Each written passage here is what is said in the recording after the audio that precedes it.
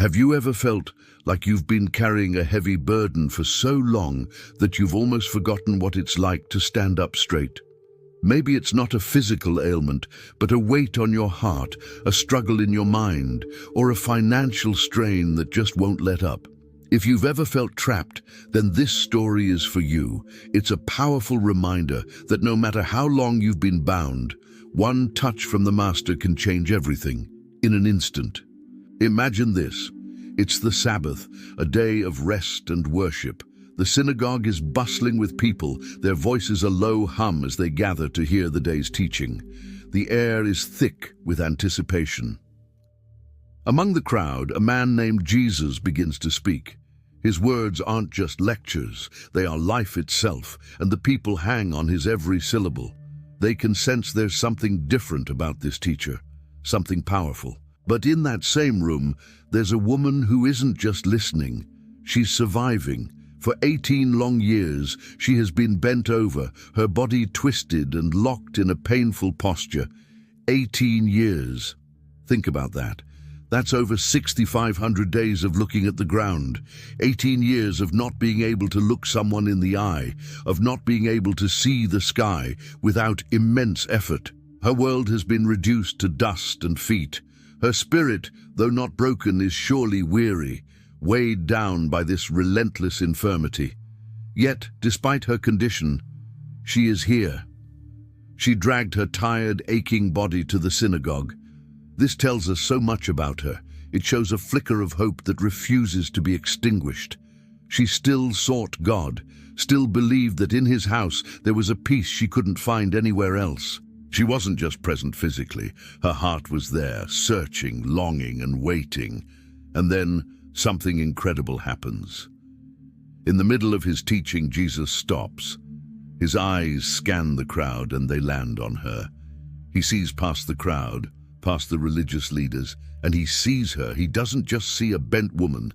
He sees a daughter of Abraham, precious and loved, who has been held captive for far too long.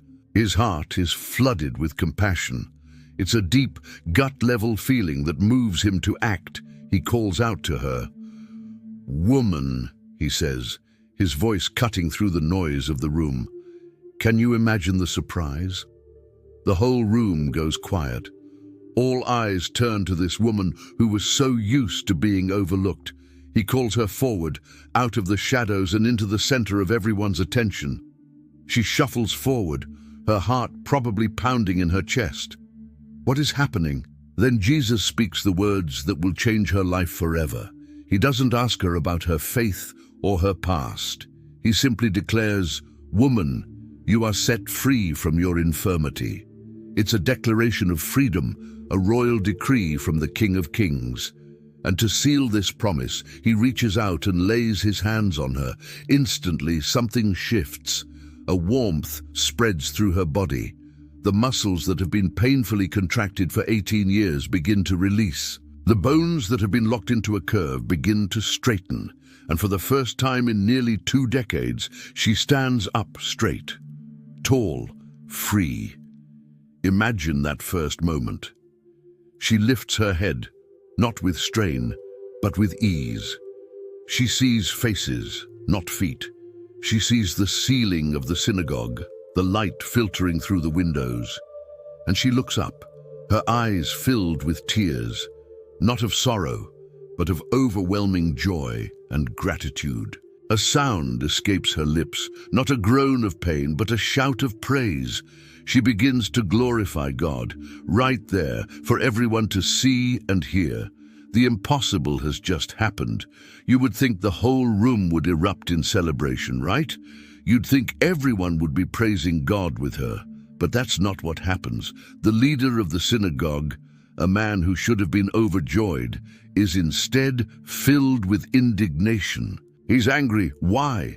Because this miracle happened on the Sabbath. His rigid adherence to rules has blinded him to the beautiful display of mercy right in front of him.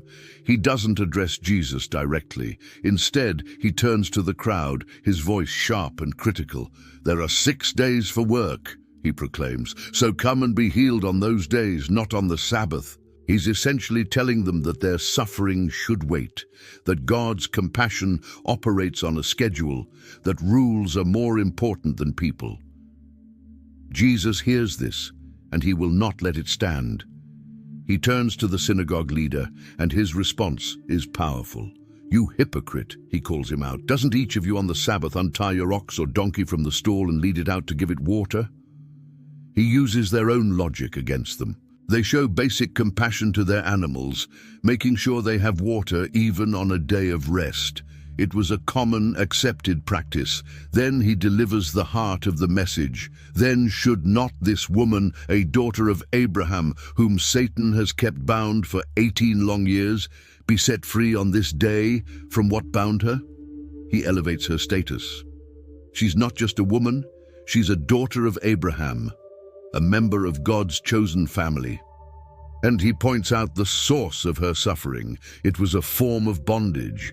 And if they would show mercy to an animal, how much more should this precious daughter of God be shown mercy? His words cut right through the hypocrisy. The critics are silenced. They have no answer. The shame is evident on their faces. But the rest of the people, the ordinary folks who witnessed this incredible event, were filled with wonder. They rejoiced at all the wonderful things Jesus was doing. And at the center of it all stood the woman, tall, radiant, her face glowing with freedom and gratitude.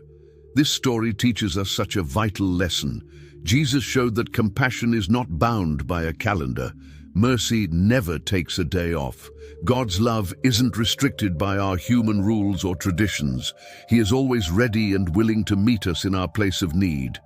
Maybe you've been carrying a burden for a long, long time. Perhaps it feels like 18 years, or even longer. Maybe you've been looking at the ground, feeling bent over by the weight of your circumstances, your worries, or your pain. I want you to hear the words of Jesus today. He sees you. He calls you forward, and he has the power to set you free.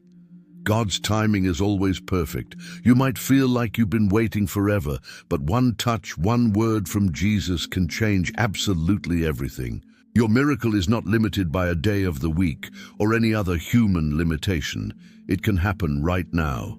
Friend, if you believe that God is able to heal you, whether it's your body, your finances, your relationships, or your heart, I want you to declare it right now.